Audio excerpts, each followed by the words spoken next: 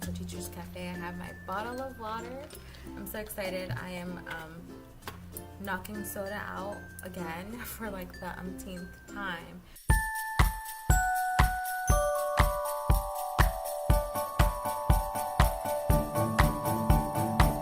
Hi guys, and welcome back to my video. So today's video is going to be episode number 2 in the Teacher's Cafe series. So in the first episode, I asked if you guys had any suggestions or questions to please leave them in the comments below. One of my subscribers requested that I talk about parent communications, and I thought that that was a great topic because that way I can introduce you to my parent communication binder, which I think is oh so very important. What I use is this parent communication binder. This parent communication binder has the following. I can't show you some of this stuff because it does have student names, so maybe if I do it like upside down or something, or I could just use sticky notes real quick because I have those here. Let me just cover it. Alright, so this is in a page protector sheet, and this is going to have my student reading levels by quarter. And obviously, like, there is some room to change the levels because they're not always going to be the same level the whole quarter. But I like to keep this here because when I make phone calls, I have this information in that parent communication binder. And if they say, what level is my child reading at? I don't have to say, hold on, let me grab the binder that I need. It's all in here.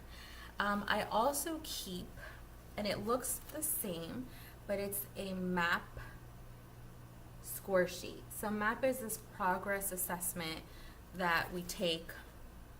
It's a progress monitoring assessment that we take. And in here I'll put M for math, and they take 1 for reading. So there's another one in here. It looks the exact same way, right back here.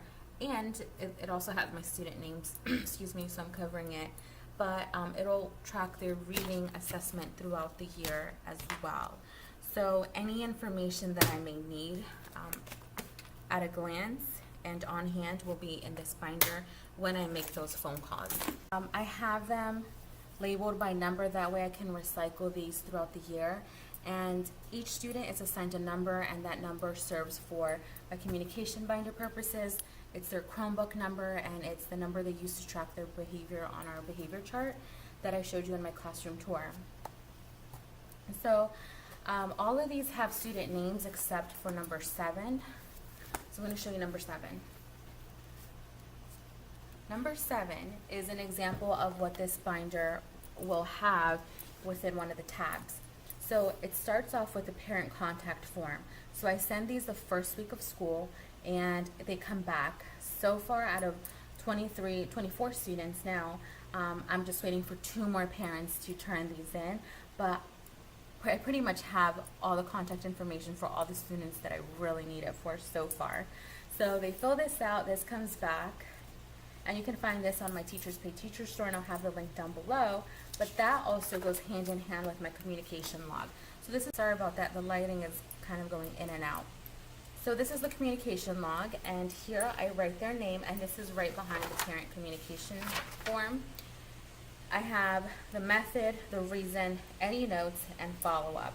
Under method, you have the option of writing, was it an email, phone, or other? Reason, was it behavior, academic, or other? Date, if you're returning a call, you would check this. If you left a message, they didn't answer, you check this. And you can write the message here, or you can just leave some brief notes detailing what you talked about. The date is also here, and then follow-up. This is kind of like your reminder. Do you need to follow up with something, a conference, a meeting, or whatever the case is, and then there's some space below to just kind of write like a keyword to kind of trigger what it is you need to follow up. So I could write like CONF for conference or something like that. And this is front and back, because believe me when I tell you there are going to be some kids that are going to require both sides and more. And you know, it's just kind of how the cookie crumbles. There are some kids that are going to need a lot more of your attention in that aspect than others. Sorry guys, I need a little water break. I'm looking at the time because it's about to be 5 o'clock and I gotta get out. So, oh, and I'm not even done. So behind those communication logs, So behind each communication log, I have, I'm sorry, this is not the best setup, but I'm here at work, so I might as well show you my binder, now that I have it so I don't have to take it home. I have 2 extra sheets of paper, blank pages, and you can use this for 2 ways. You can either write down notes about a child's behavior or academic concerns and you can date it, or if you like to just use whatever is around you, like sticky notes, you can just stick it right on. Or let's say you have index cards. I don't have, do I have an index card? Yeah. Oh, this one, for instance, I have to put this one in here. I'll show you the back. In this case, I wrote it on an index card. You can just like find a little spot for it and staple and just leave it right there. So whenever you have a meeting, you can just take this sheet right out, take your log, take your students' assessments or their data binder and go to the meeting and you have everything in one spot. So I'm telling you, I don't think this is the end all be all system. I'm not saying this is the system to use. This is the system that works for me, that I have just tailored it to how I want it. In here, I decided, so last year I would keep assessments. I would keep their, some math assessments. I kept their running records. What else did I keep? I don't know what else I kept, but I decided to just create a reading binder with reading assessment information and a math binder with math assessment information, because we have some more assessments that we're going to be performing this year, and I was like, this binder is getting bigger and bigger and I'm getting more and more students, so it's not all going to fit here. The only other thing that I do have, and let me cover up this child's name, is a reader survey, and I decided to keep it in here and not in my reading data binder because a lot of stuff is going to go in that binder, and I was like, this can just go in their file and under my communication. So this reader survey, I printed it out and I got it from the Lettered Classroom. I loved it when I saw it, and now that I'm actually here, I decided to kind of hone in on some of my students' reading interests. So I'm going to be looking at their reader survey, jotting down some titles, looking for them in my classroom library or my closet, and getting them books. But that is what I'm going to keep in my binder so far. So I gave you the how I keep parent communication. Now I'm going to give you the why. So why is it so important to have a system? Well, think of this as your command center. This is where everything is going to be that you need to make that phone call. I showed you the assessment data, how I keep the assessment data. I showed you that I have the parent contact form, I have a communication log, and I have a place to keep anecdotal notes and observations. So if a parent asks me a question, this is my go-to. It's all here.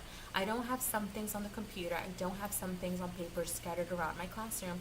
It's all in this central location. So this binder is something that you can take with you no matter where you go. If you make that phone call in the office, if you make it in the faculty lounge, you can take your binder and you can access the information, and you can backtrack the logs to confirm or deny or deliver information that you have in this binder, whether it's assessment information, whether it's observations or notes that you've taken on the child, or whether it's information regarding previous communication between you and the parent. It's all here. You don't have to worry about, is there a computer where I'm at? Can I open it up on time? Because I know for us, when we log into our accounts on the computers at work, it does take a while to download, and that's just the nature of technology. It's not always quick. So we'd like to think it's quick, but sometimes it just really isn't.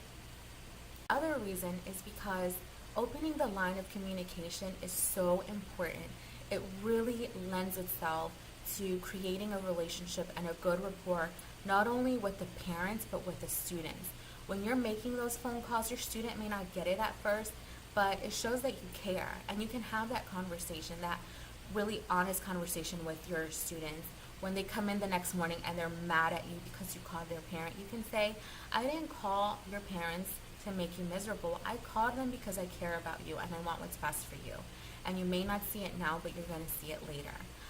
So having that kind of conversation with the students and having that conversation with the parents is really important.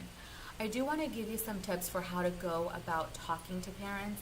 Um, there's always that rule that people tell you, don't just make those negative phone calls home. Don't let the first phone call you make be a negative phone call.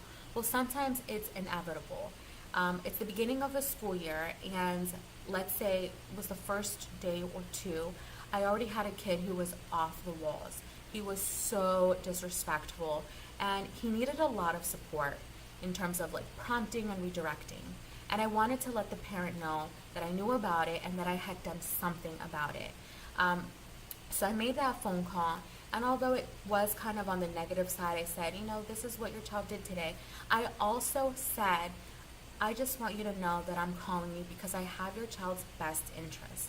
So even though you're calling for something negative, you always have to put some kind of positive spin to it. And don't do it because that's what you have to do. Do it because you really mean it. And that's something that I've been learning throughout the years is, really to really care about the students enough to make that phone call. Because sometimes you're going to get so overwhelmed with work and you're going to want to save it for last minute, and then you're going to end up forgetting. And I know that that's part of, the nature of teaching, especially when it's your first few years of teaching and you really just want to focus on making sure you're ready for that next day. Well, if you're struggling with behavior, in your classroom, then you have to make sure you set aside that time, whether it's 15 minutes or 20 minutes, to make those phone calls. And it really will work for your benefit. It's only the beginning of the year, so I have yet to really see that. I am starting to see little bits here and there, but I have a lot of work to do this year, and I'm not giving up. I'm definitely using this communication log. I already have one of the pages, the communication logs, filled out, like the whole front side, so I'm ready to use the back side. That just goes to show you that I'm in constant communication with the parent, and the parent doesn't sound annoyed, the parent sounds concerned, the parent sounds grateful that I'm calling, because there is that nice balance. When the kid does something really bad, I have to call. If he, let's say, is disrespectful or he puts his hands on someone, I have to call. So I have to log it. But then when he does something great, I also have to call. So that's why that page is getting filled out. So it's really important to find that balance for the sake of the student, but also for the sake of the parents. If you want them to be on your side, you have to show them that you're acknowledging not just the bad, but also the good. So I really hope that you found this information really helpful. And if you have any other suggestions or questions you would like me to answer for the next episode of Teachers Cafe, please feel free to let me know down in the comments below. If you like this video, please give it a thumbs up. Don't forget to comment, like, share, and subscribe. Thank you so much for watching, and I'll see you guys on the next one. Bye! Thank you so much for watching this video. Please comment down below, and don't forget to click the subscribe button. I also have a Teachers TPT Store and a blog spot, so go check those out. I'll have all the links down below for you. Just click on show more. Till next time, guys. Bye!